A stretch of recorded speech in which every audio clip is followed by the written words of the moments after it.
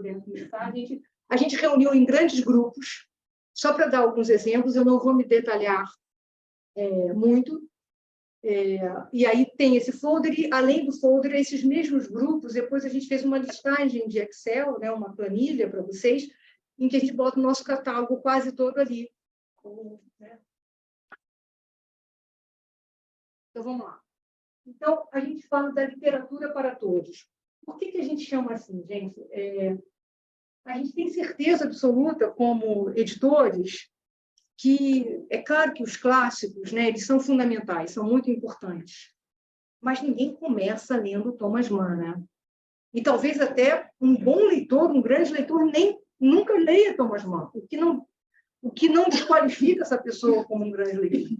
Mas o ato da leitura tem que ser cultivado por vocês, tá, gente, por favor? Com livros que criem empatia, que criem que você tem vontade de continuar lendo, né? Que você começa a ler e não quer parar, você fica irritado de ter que dormir. Aquela literatura que realmente prende a gente. Então, nesse sentido, a gente traz uma área de literatura que é formada, vocês todos são muito jovens, mas por uma editora que tem no catálogo dela, é uma pessoa muito querida, inclusive o seu Júlio, é uma pessoa que, no catálogo dela, ela trouxe para o Brasil grandes livros que emocionaram provavelmente os pais de vocês, que é O Caçador de Pipas, A Distância Entre Nós, O Castelo de Vidro, Os Irmãos. São livros assim que venderam. Ela é responsável certamente por mais de 30 milhões de livros vendidos entre esses best-sellers. Porque ela tem essa coisa de pegar o livro que tem liga, que vai no boca a boca, que você começa a ler e tem vontade de passar adiante a história. Então, no nosso catálogo hoje, a gente tem livros como, a gente tem o catálogo, boa parte do catálogo da Amanda Lovelace, que vocês conhecem muito bem. A gente tem uma poeta também, dessa poesia mais contemporânea, da vida real, que é o Pete Zala, que é sensacional, que ela nasceu no Malau e que é o país... Eu não vou falar que é o país mais miserável do mundo, porque ele, infelizmente, fica disputando o ranking com mais 3. Mas é um país devastado pela guerra, miséria, pobreza. É um negócio assustador. E ela fala que só existe uma maneira de construir a vida a longo prazo num país como esse, ou para pessoas negras, etc., que é lutando, mas mantendo um pouquinho de ternura. Porque a gente tem que construir um mundo para todos. Então, veja bem, construir um mundo para todos, ela é muito firme. Não é para o intolerante, né? Mas aí, contra o intolerante, a gente tem que ter a lei. Não a morte, a gente tem que ter a lei. Porque só a lei é capaz de fazer décadas futuras com menos intolerância. A violência, a gente terá décadas futuras com mais violência. Então, e ela é essa africana, mulher, num dos lugares que tem o maior índice de estupro do mundo, e faz esse discurso, que é um discurso que, cara, é tudo muito duro, é tudo muito horrível. Mas, cara, só com ternura e tolerância, só com mel, por isso que ela fala, eu destilo, quer dizer, eu sou a minha cor, a melanina e o mel, a doçura. É muito bonito. A gente tem um livro, que é esse Uma Certa História de Amor, que é um livro que é bom a peça de vender, porque ele é bem pequenininho. De verdade, é para esse leitor hoje que tem... É leitor ocupado, né? Um leitor que realmente é difícil você hoje enfrentar um livro de 700 páginas, de 800 páginas, mas que tem um final surpreendente. Eu sou uma leitora voraz, até parei de postar, na verdade eu não tenho a menor disciplina para postar nada, tá? Mas às vezes eu li um livro, não importava se era da concorrência, eu fazia um comentário no meu Instagram. Eu parei porque alguns editores achavam que eu estava cantando os autores deles. Eu não estava. E eu falei, eu sou amiga de muitos, eu falei, gente, eu sou uma leitora muito antes de ser uma editora. Era sincero.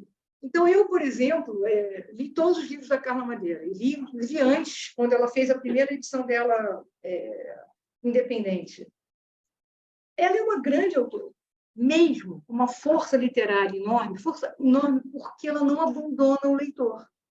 Você fica ali agarrada no livro dela, e o pior, ela depois te dá uma sacaneada, porque o final de todos os livros, você fica assim, caraca, como é que eu não enxerguei isso? Estava lá, a pista estava lá. E aqui, esse livro é também um livro assim. A Milena, ela faz um livro, uma história muito rápida, muito possível, e você... Putz, cara, como é que eu não percebi isso antes? Na linha da importância da gente construir uma boa literatura em língua portuguesa por autores nacionais, a gente tem o Maurício Torres da Assunção, com um livro que eu vou falar uma coisa para vocês aqui com muita franqueza, tá? É um livro que nós perdemos essa discussão. Toda a editora falou para o agente dele e para ele assim, cara, não bota cafeína, cara, o nego vai achar que é livro de café, não é romance. Tanto que eu pedi agora para a Débora colocar no cadastro um romance histórico. É porque realmente é uma história que aconteceu de verdade, é baseada em fatos reais, por uma questão criminal, para ele não sofrer processos nem a gente. Os nomes foram trocados, mas é uma história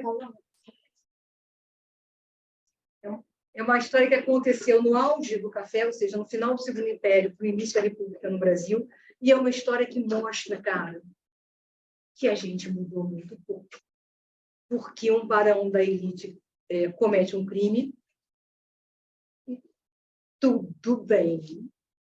E um negro, ex-escravizado, desculpa, ele é filho de uma escravizada com um padre, ou seja, o que mais acontecia no Brasil naquela época, né?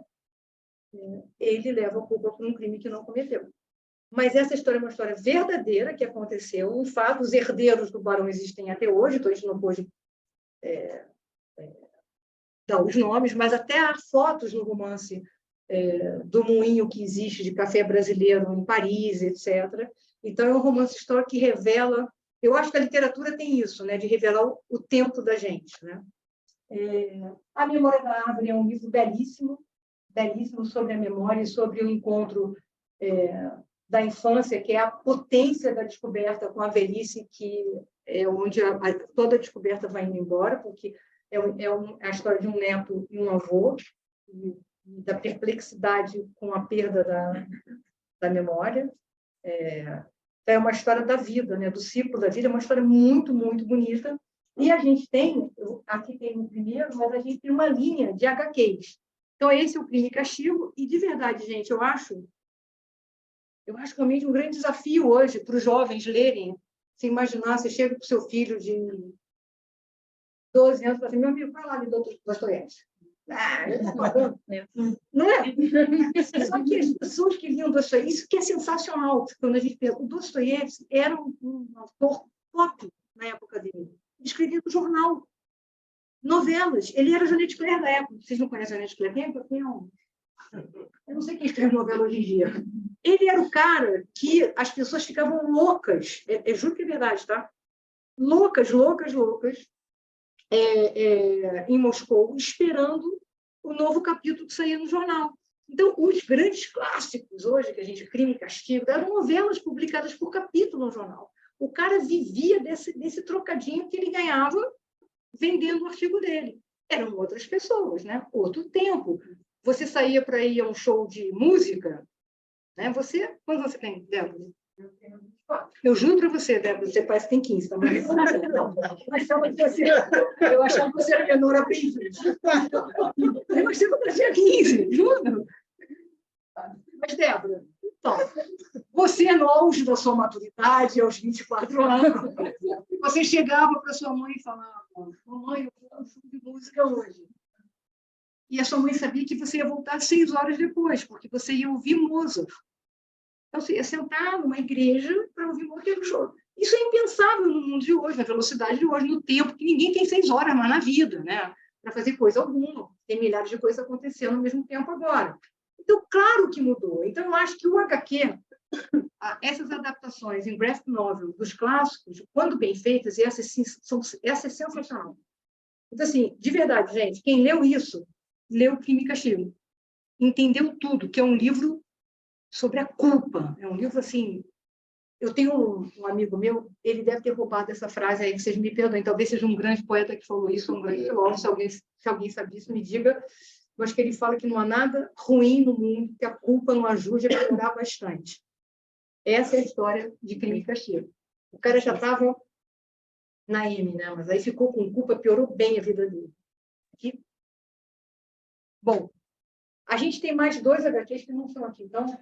Não. A gente tem um que é uma história verdadeira também, muito bonita, que é Depois da Prisão em Massa, que é a história verdadeira, inclusive um dos caras está vivo, de um menino que foi preso, menino judeu francês. Ele era francês, mas francês foi ocupado e foi preso no campo de concentração.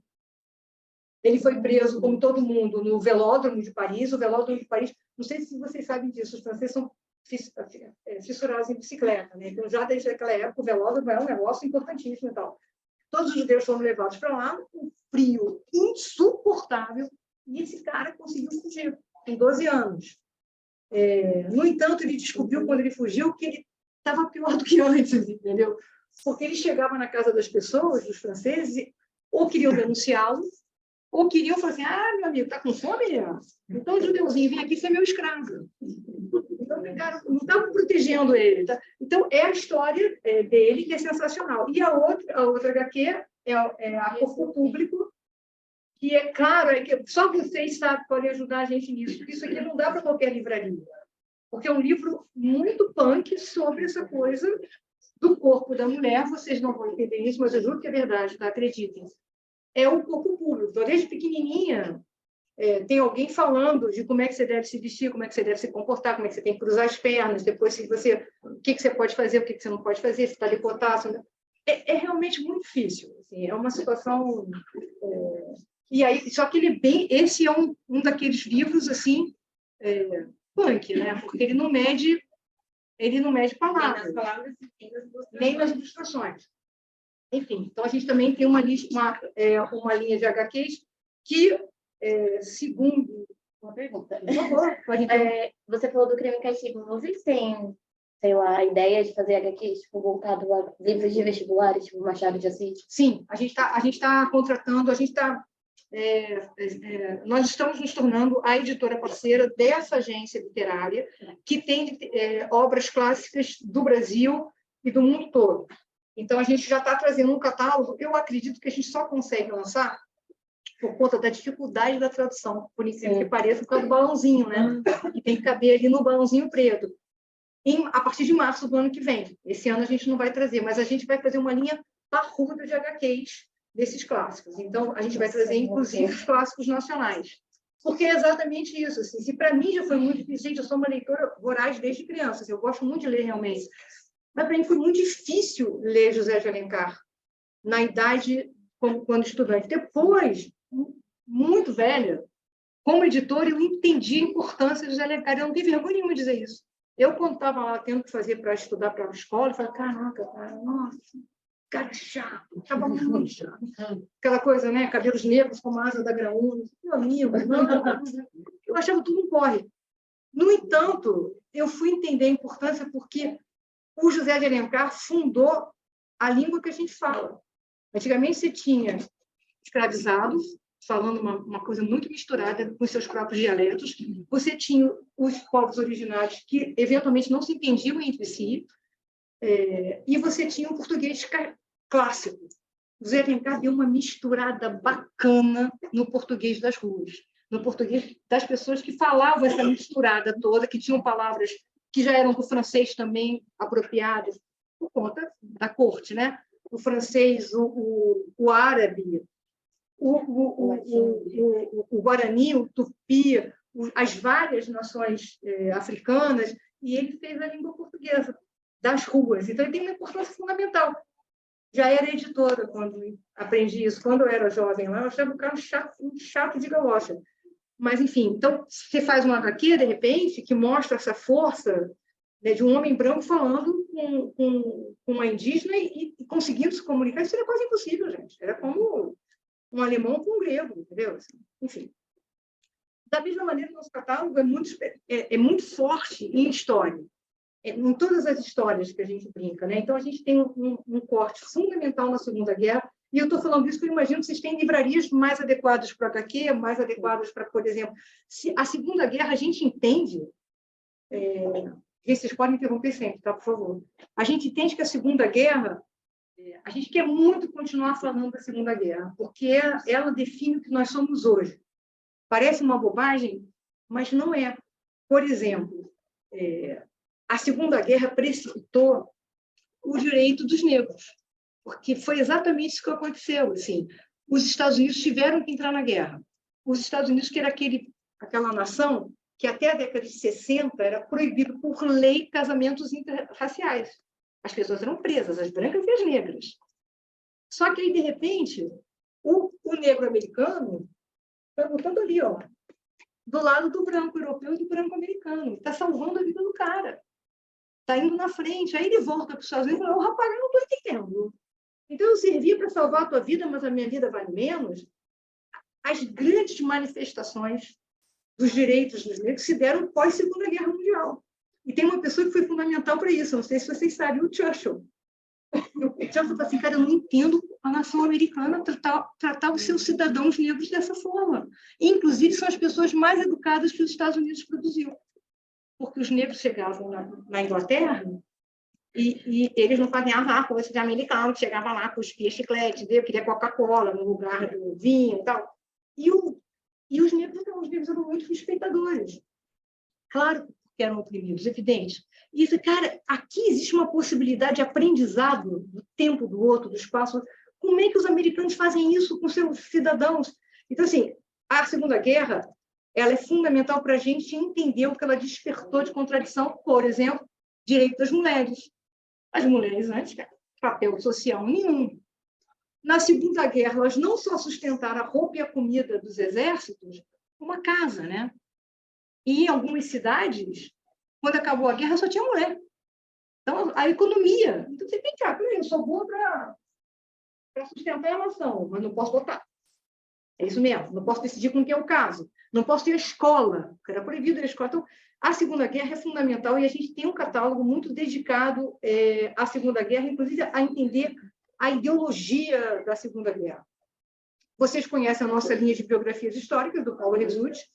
Ele realmente é um sucesso, né? Um cara que esse se dedica, né, a divulgar a própria obra e trabalha muito. Inclusive, a Débora, do nosso Márcio,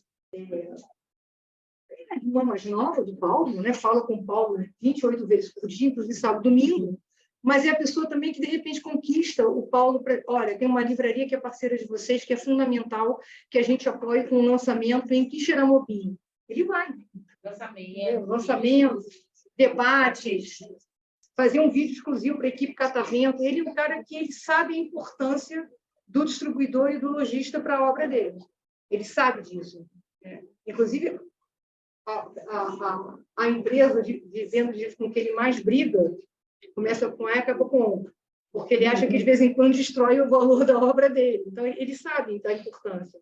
Bom, não vou falar uma coisa, não, não imagina.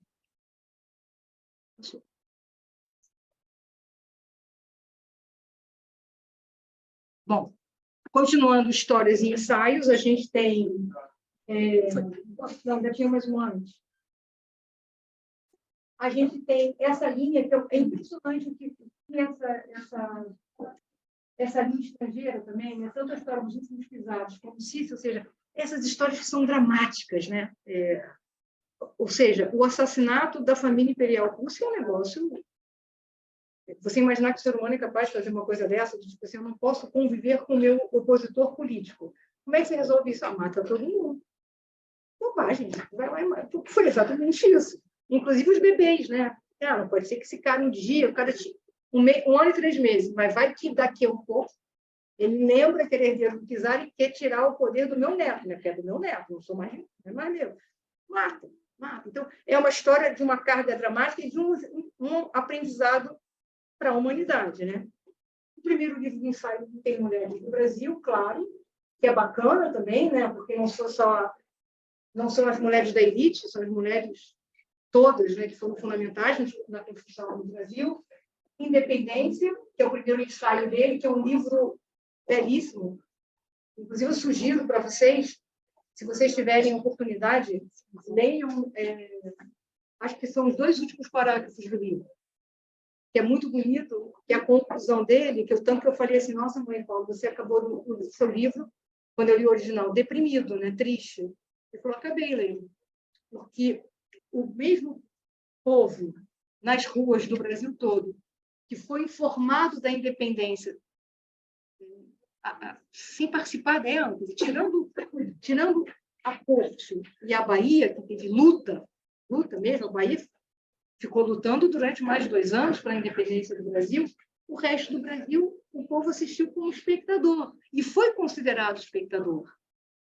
Aí ele fala assim, esse mesmo povo assistiu como espectador a República, a proclamação da República. Também foi uma proclamação de cima para baixo, ou seja, a elite política brasileira olha para o povo como espectador e não como quem é o Brasil de verdade. Então, é um final muito bonito e construído pela história. E a gente tem nesses ensaios, nessa lista, já falei do Mangabeira, né? Esse foi o primeiro livro dele, que ele lançou, e, para nossa surpresa, quando nós lançamos agora, a gente esgotou rapidamente a primeira edição. É claro que é nicho, vocês sabem melhor do que a gente qual é a livraria que vende, porque é um ensaio realmente sobre a importância da filosofia para a construção da sociedade política, ou seja, o saber, o ensino é fundamental. O que ele está dizendo é isso, o conhecimento, o saber é fundamental para a construção de sociedades políticas mais justas, mais igualitárias e mais fraternas, mas é um livro cabeçudo, como eu chamo, e a gente tem os ensaios que procuram falar sobre todas as questões contemporâneas, né? Então, tem um ensaio que eu não sei se passa pela experiência de alguma mulher que está aqui na sala, que é o ensaio Você Tem Filhos? Eu não sei se já passou pela vida de vocês, mas eu que estou há muitos anos trabalhando e estou num cargo de gestão, assim, ou como coordenadora ou como gerente desde o final da década de 80, muitas reuniões, agora diminuiu. Mas eu chegava numa reunião, na Sul América Seguros, eu trabalhei na área de marketing, eu chegava numa reunião, a primeira pergunta, prazer, tal, você tem filho? Exatamente. Aí depois eu fui ficando mais safo, você tem filho? Eu perguntava, e aí, você tem filho? Eu perguntava antes, eu estudava, perguntava sim. E aí eu perguntava umas coisas assim, não nada a ver, vocês são flamenguistas, não? Porque assim, não é? Isso define a competência dele para o trabalho, tanto quanto define a minha competência para o trabalho. Perguntar se seu filho não é flamenguista, te deve esse emprego, meu amigo. Enfim. Então, você tem filhos, o que fazer quando a resposta é não? Porque realmente é um constrangimento. Recentemente, tem uma história sensacional que eu juro que é verdade. Uma pessoa estava devendo um dinheiro grande para a nossa empresa, e eu conversando, falei, gente, vamos fazer um acordo, vamos isso, vamos aquilo. Eu falei assim, se você tivesse filho, você ia ver a necessidade que eu tenho de educar a minha filha. Uou! Nesse exato momento, eu tenho 19 funcionários. Talvez foi ele falando que cuida da gente. Mas eu tenho esse defeito de rir. Sabe? E aí, eu não posso rir porque vira de respeito, mas é que eu acho que eu desrespeito a minha inteligência. Falar uma coisa dessa, querido, eu vou contar a história triste da minha vida, e não é isso mesmo. É um negócio horroroso. Eu já fui mais má. Já aconteceu coisas assim. Você, quando eu era mais nova, eu era mais má. Você tem filho? Assim, não, eu tive câncer, tive que tirar. Mentira. Eu falava mesmo, o cara ficava travado. Não, eu tive câncer, tive que tirar. Acabava a reunião e, às vezes, até eu fechava um contrato melhor para mim. Mas isso tem esses ensaios pobres, mas que são coisas contundentes. Assim. A Patrícia Pilar, por exemplo, ela diz que sofreu muito, né, na carreira dela, porque ela optou desde muito nova que ela não ia ter filho, não tinha vocação para aquilo. E as pessoas achavam que ela era menos mulher. E assim, mas você então não é uma pessoa tão sensível. Como é que você vai ser artista? Ela fala, mas eu só vou fazer gente má. Mas você não quer mesmo, você vai mudar de ideia. Você vai mudar de ideia, exatamente. É que você não encontrou o cara certo. Você vai mudar de ideia. Eu também queria saber vocês são certos. Alguns de vocês se consideram de estar... Deve ser um tédio ser certo. Eu não sei, mas enfim. Tem esse livro, que é um livro muito bacana, que essa equipe comercial agora fez um trabalho muito bom de fazer um levantamento da curva histórica de venda de todos os nossos livros. Por exemplo, esse é um livro que se tem vende. Botou, esgotou, que é a história do Brasil nas ruas de Paris.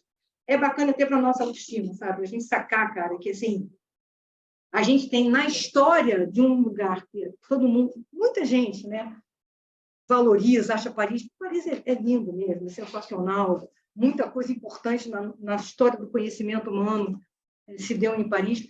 Os brasileiros passaram por lá e deixaram a sua marca, de maneira muito forte mesmo. Então, tem desde Dom Pedro I, que teve um papel muito relevante na Revolução Francesa, até Dom Pedro II, na participação das feiras científicas, o Santos Dumont, evidentemente, né? O Oscar de Maia, tem milhares de construções por lá. Então, é muito bacana ver que o Brasil deixou a sua marca nessa cidade que é uma referência para o mundo inteiro. E tem que ir plaquinha, né? Tipo assim, aqui passou o Santos Dumont, está lá. É capaz de ter um brasileiro que Santos Dumont não era o aeroporto?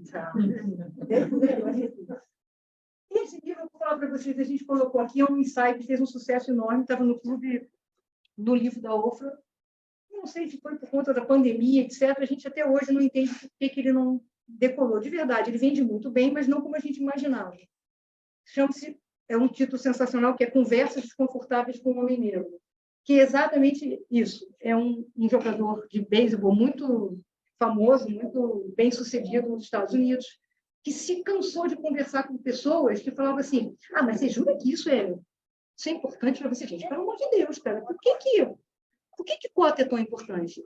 E aí ele começou a chamar as pessoas no site dele, nos ambientes dele, enfim, no Instagram e tal, para conversar com as pessoas e explicar assim, imagina o seguinte, vou falar um país como o Brasil, 300 anos de escravidão. 300 anos de escravidão. Dá 4 vezes, foram escravizados no Brasil e passaram por situações de morte, etc., 4 vezes mais do que o Holocausto. 300 anos, uma vergonha na história do Brasil.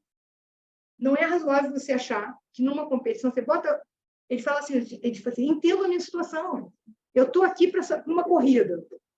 Está um negro e um branco. Na hora que faz pá, dispara o revólver para correr, é como se alguém segurasse aqui o calção do negro. Para ele, é isso. São 300 anos segurando. Então, cara, não é razoável que agora vocês achem que não tem problema. E aí, então, são conversas desconfortáveis que ele fala assim, sem medo, façam qualquer pergunta. Qualquer pergunta, pode fazer qualquer pergunta. E aí, as pessoas foram lá com muita coragem, assim, eu tenho medo mesmo, porque eu moro numa cidade que são os negros que são violentos. Ele jura? Então, vamos pegar a estatística? E aí ele mostra, por exemplo, que os crimes nos Estados Unidos de armas de fogo são praticados mais por brancos que por negros. No entanto, tem 3 vezes mais negros presos do que brancos. Se os crimes são praticados mais por pessoas brancas e pessoas negras, por que tem mais negros presos? O nome disso é pré-conceito. Porque o branco não é preso de princípio.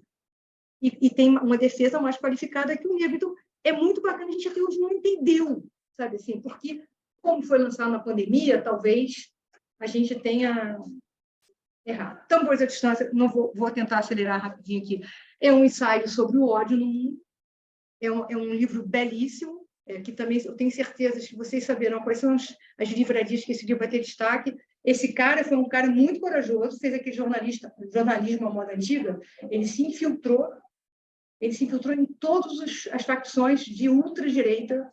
Estou falando de ultradireita, estou falando de uma pessoa com uma opção liberal. Ultradireita no mundo, ou seja, ele entrou na Ku Klux Klan, ele entrou no Partido Turco e viu como é que essas organizações funcionavam, como é que essas organizações plantavam as mentiras, as fake news, e falou isso. Existe um movimento que é internacional, muito bem organizado, realmente muito, muito bem organizado, esse movimento internacional, que vai espalhando células de fake news, que fala, tambores à distância, ideologias, fake news no mundo inteiro, na Índia, na Turquia. A Índia tem um partido ariano, é sensacional, né? Você olha para a Índia, aquele país de castas, né?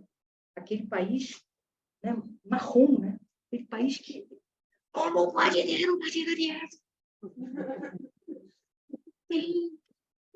É sensacional, eles produzem textos sobre a pureza da raça.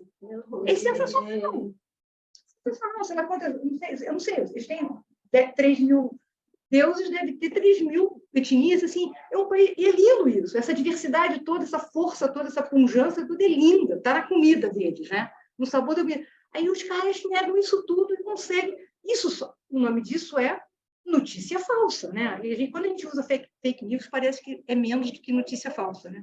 Fake news parece mais fofinho do que mentira. Você me dá uma sacaneada, você, ai, cara, você fez uma fake news. Eu falei, cara, tu é mentirosa pra caceta.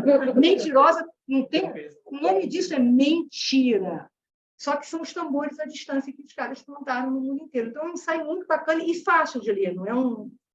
E esse livro que a gente acha que a gente tem que fazer uma nova edição, com uma revisão, inclusive, do título. Porque ninguém gosta de triste, né, da palavra triste. Porque como ser triste é o seguinte, é fundamental, cara, você ser triste para você valorizar e saber ser alegre de verdade, em vez de ficar tomando remedinho. Entendeu? Quando você entende as suas perdas, entende o luto, entende que um dia vai morrer, não tem jeito, gente, vai morrer. Eu inclusive, estou sabotando isso já há algum tempo, eu acho que comigo não vai acontecer. Eu achava, de verdade, eu achava que eu não ia precisar de óculos para ler, que meu cabelo não ia ficar branco, que eu não ia morrer. Aí, meu cabelo ficou branco, preciso de óculos. Aí eu descobri que parece que não vai ter jeito, vou morrer.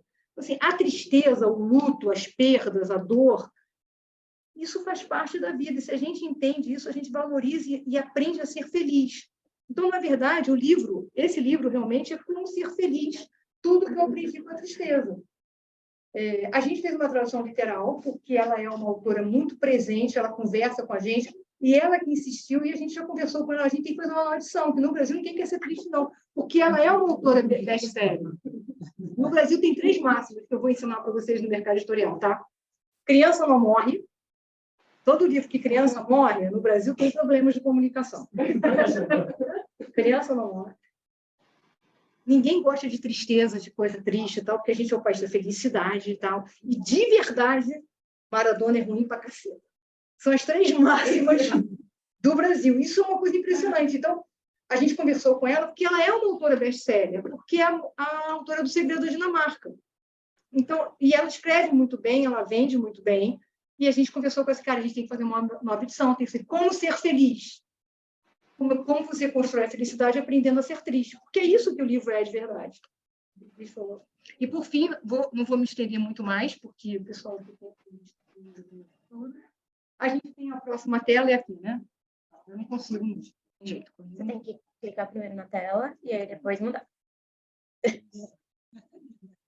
A gente fez um trabalho grande com essa mesma editora de buscar esses livros infantis agora, porque mudou, né, gente? Eu brinco, quando eu era criança, os meus livros não tinham ilustração. Olha que vida triste. De verdade. Tinha uma ilustração preto e branco, de tracinho, assim, no meio da página. Não tinha. A gente sabe que mudou. Mudaram os temas, mudou a reflexão da criança. A criança hoje está atenta a outras coisas. Mudou tudo, a vida mudou. E mudou a estética.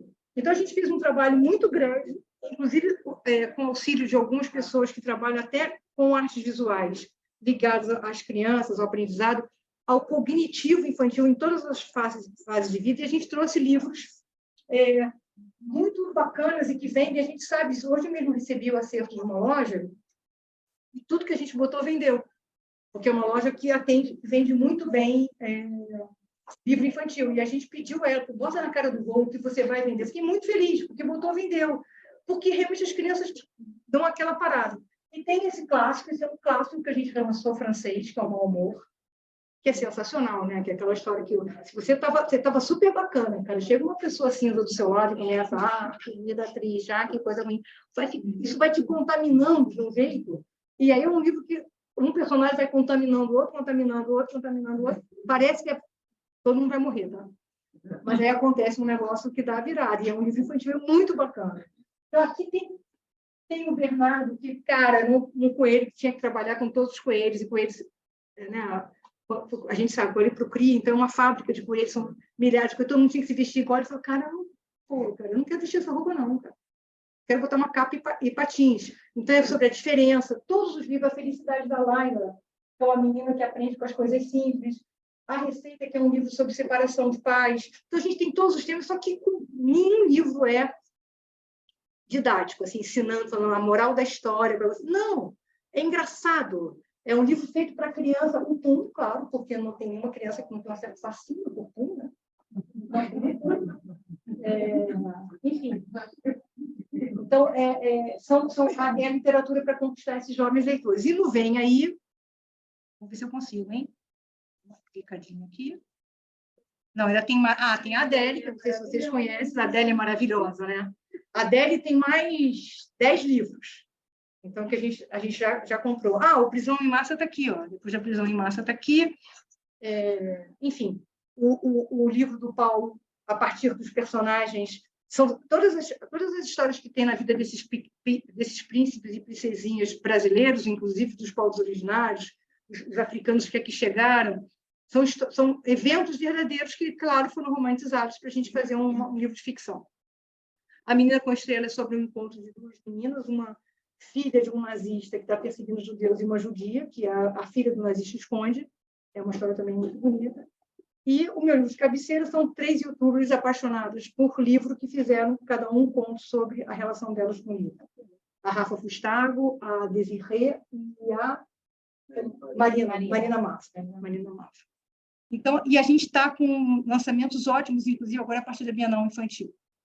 O que vem aí, gente? Vocês conhecem o Francisco Azevedo, né? O autor da Arroz de Palma. Vocês devem conhecer, porque o Arroz de Palma é um livro que vende muito. Para nossa sorte, ele quis dar para a gente, quis dar mesmo. Assim, a gente tem uma política, tá? Isso é verdade. A gente está há muitos anos, todo mundo aqui no mercado, a gente não vai em autor de outra editora. Se você tem um contrato com outra editora, a gente sabe o trabalho que dá. Eu nunca vou lá e vou dar uma chavecada. Nunca. Só que o Francisco é muito amigo de amigos da gente, da nossa equipe, e falou que queria muito ter uma experiência com a lei, exatamente por ser uma equipe pequena. Uma equipe em que eu e a Débora, por exemplo, a gente acompanha os autores em todos os lançamentos, a gente vai antes, a gente conversa com o público, a gente dá esse tratamento exatamente por isso. A gente é uma empresa pequena que tem que valorizar muito o ativo dela. Ele pediu, então, para entregar para a gente esse livro, Fio Condutor, que é um dos livros mais bonitos que eu li na minha vida, realmente. Assim, eu li 2 viagens de Rio-São Paulo. O Francisco, não sei se alguém aqui leu o Arroz de Palma, se alguém... ele sempre faz uma saga familiar, que se passa, claro, na história do Brasil. Esse livro é sensacional porque ele ficou muito pé da vida nos últimos tempos, entre pandemia, polarização política, e essa polarização que é aquela coisa, gente, assim, independente do que da nossa ideologia, vamos combinar, né, gente? Metade votou num, metade votou no outro. Brasileiros como eu. Então, cara, não dá para a gente continuar polarizado, gente. Não dá para a gente achar, independente de que metade você votou, não dá para você achar que metade não presta. O Brasil tem que se unir de novo em torno de um projeto. Então, o fio condutor é sensacional, porque ele não fala de política em nenhum momento, tá? Não tem pandemia, não tem político, não tem nada. Mas ele fez um livro otimista. Sabe aquele cara que faz o Avisa Lá Que Eu Vou? O Paulo Vieira, que ele fala sempre isso, né? Ele chega numa cidade que tem 3.000 habitantes e fala 3.000 boas possibilidades de entrevista. São as pessoas comuns que costuram a nossa história. Então, é lindo. E é um livro que tem a coragem de ser otimista. Porque, assim, cara, tem solução. Se a gente se costurar no que somos, e somos todos brasileiros. Assim, a gente tem uma história em comum, a gente tem uma identidade em comum. Não é possível que a gente queira matar o nosso vizinho. Não é razoável. Então, é um livro muito bonito, a gente vai lançar agora na Bienal. Já estão em pré-venda o outro livro da Upili, daquela poeta que eu falei para vocês, de Malawi. Esse livro, A Imperatriz do Médico Inglês, é sensacional também, porque conta o horror que foi a varíola na história da humanidade, como é que a vacina foi inventada, e que é uma imperatriz que casa com um cara que ela já não gostava do cara, e o cara ainda teve varíola. Então, ele virou uma pessoa deformada, porque a varíola deforma. Então, ela se ofereceu, ela financiou um médico inglês, e ela fazia um corte no próprio braço e botava a pústula do marido aqui. E esse é o princípio da vacina, você inocular o vírus. Então, a vacina foi descoberta desta forma. E, a partir daí, todas as outras vacinas. É uma história sensacional. E eu tenho essa teoria, gente, desculpa, agora eu vou falar politicamente aqui um pouco. Eu falava isso que eu estava fazendo esse livro na época da pandemia. Assim, se a Covid deixasse o rosto destruído, como a varíola deixava, porque eu tive um dentista que tinha tido varíola. Ele era uma pessoa deformada. Eu duvido que alguém rejeitasse a porcaria da vacina da Covid. Fofinho vai ficar assim. Eu quero a vacina agora. Ninguém ia duvidar da ciência, da vacina, entendeu? Então, e é uma história muito bacana. E a Dona Amélia, que é da coleção do Paulo Jesus também, Dona Amélia, já que a gente falou da Leopoldina, né, gente? Que Dona Amélia foi a pobre menina, teoricamente, assim, ninguém queria casar com Dom Pedro I.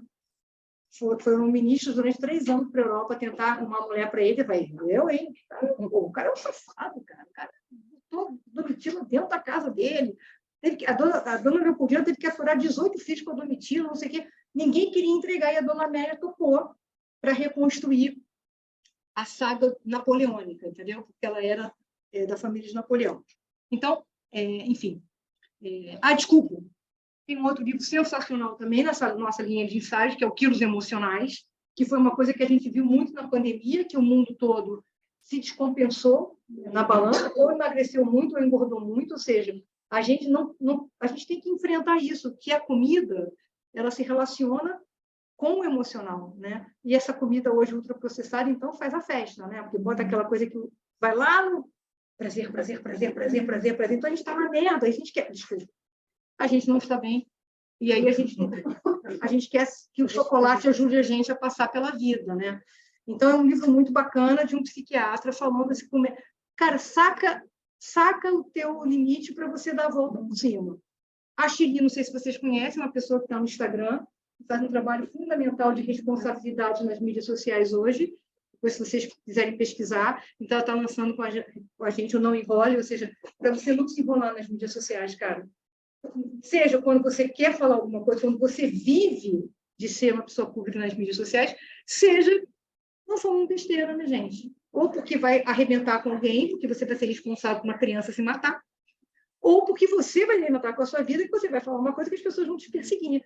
Tanto que ela fez uma foto, ela é muito generosa, ela pegou o microfone e se enrolou, né, louca. Ou seja, não se estrangule, não se mate com o seu trabalho. E esse livro, que é um dos meus queridinhos, que eu pergunto a Shakespeare, porque, assim, cara, na época que Shakespeare estava escrevendo, na época que Dostoiévski estava escrevendo, tinham 3.000 pessoas escrevendo, tá?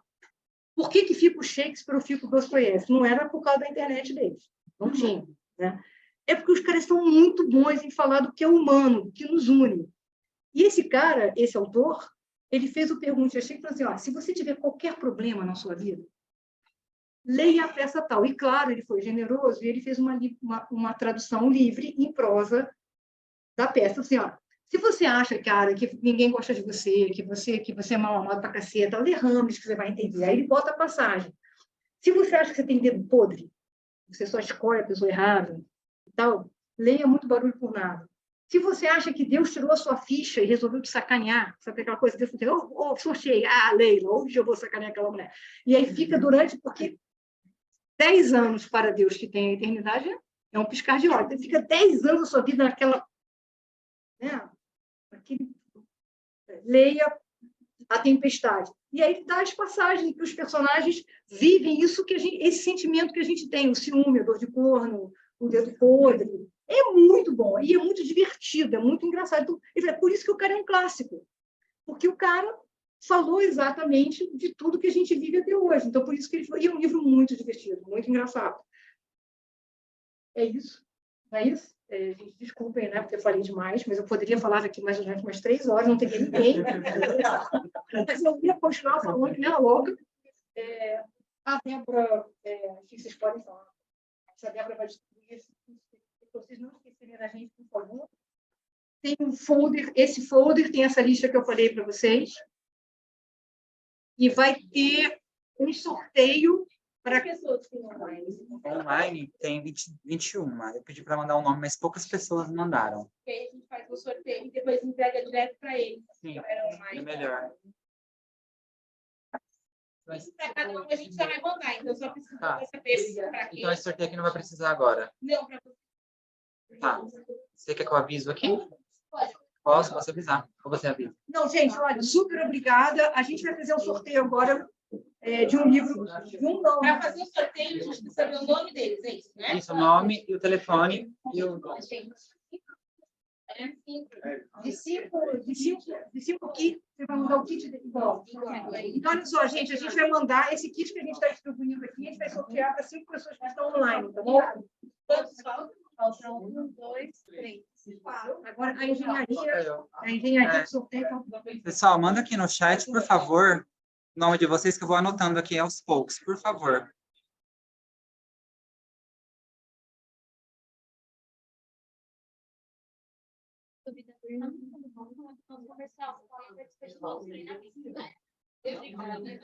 Nota aí, eu não peguei ainda. Peguei pra porque ela vai participar amanhã. Tem mais alguém que fora? É, a Paloma, verdade.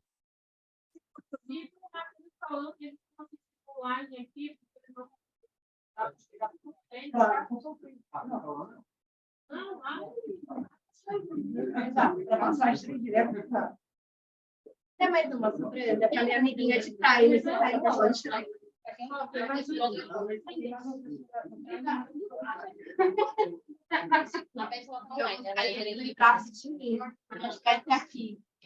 Então, depois a gente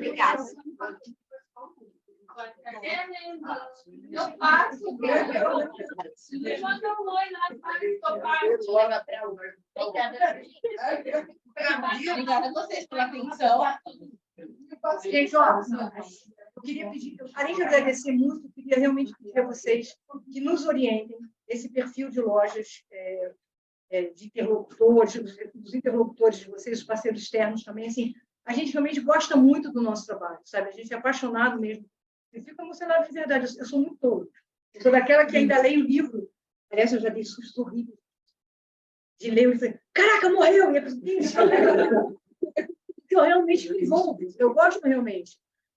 Mas a gente precisa muito que vocês orientem a gente. Está cada vez mais difícil compreender e acertar nessa diversidade dos mixes das lojas, dos regionais. Então, assim, perturbem muito esses dois senhores aqui, que é um mal de nome, né? Danilo e Danilo. Eu falei que agora estou contratando mal de nome. E a gente realmente conta muito e precisa muito. Obrigada, viu?